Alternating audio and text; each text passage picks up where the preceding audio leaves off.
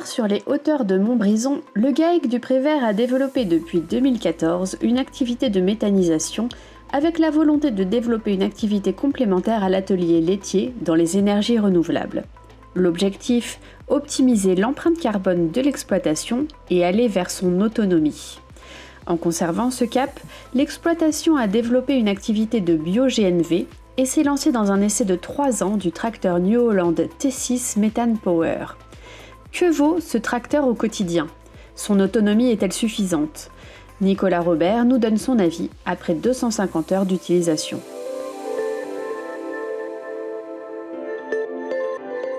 La principale des différences, c'est que déjà le tracteur en termes d'émissions, on est sur un tracteur qui est sur du critère 1 en équivalent. Donc beaucoup moins d'émissions de particules fines et de CO2.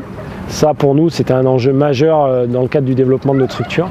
De l'autonomie sur la partie gasoil, diesel, parce qu'on n'est pas producteur de diesel, on l'achète comme tout le monde.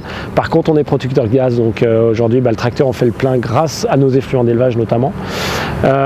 Mais après en termes d'utilisation au quotidien, on n'a aucune différence sur le tracteur. On a remarqué qu'en équivalent puissance c'était la même chose. En fiabilité c'est la même chose. Aujourd'hui c'est un tracteur qui est très abouti, sur lequel honnêtement hormis le fait qu'il roule au gaz, on voit très peu d'écart avec un diesel. Vu qu'on n'a pas énormément d'autonomie, on a fait le choix de ne pas prendre la recharge avant parce qu'on est sur une zone de montagne, comme je vous le disais en préambule, et on déneige la commune on a fait le choix de déneiger la commune avec ce tracteur, donc on est obligé de mettre la lame à l'avant, donc on n'a pas pris la recharge de gaz avant. Du coup, on a une autonomie qui va entre 1h30 et 2h30, tout dépend des travaux qu'on fait au quotidien, donc on l'utilise autour de cette autonomie-là. Donc c'est de l'épandage de digesta, ça nous permet de revenir sur site tous les quarts d'heure en moyenne.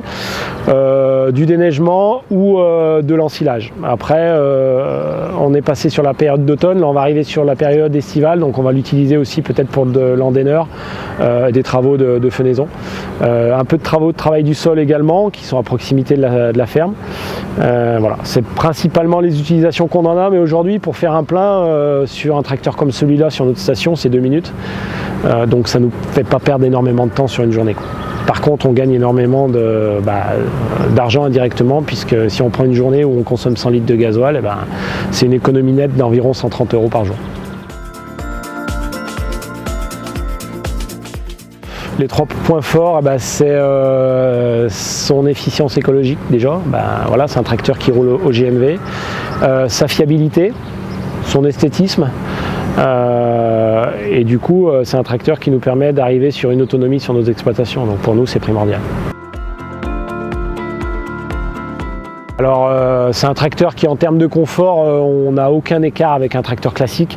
La base du tracteur est la même par rapport à un diesel. Donc on est sur des gammes de tracteurs quand même assez haut de gamme. Donc tout ce qui est confort est identique. On souhaiterait une boîte vario pour être à l'optimum. Visiblement ils le sortent maintenant, mais sinon il n'y a aucune différence et c'est plutôt un tracteur qui est très intéressant à conduire pour nous en tout cas.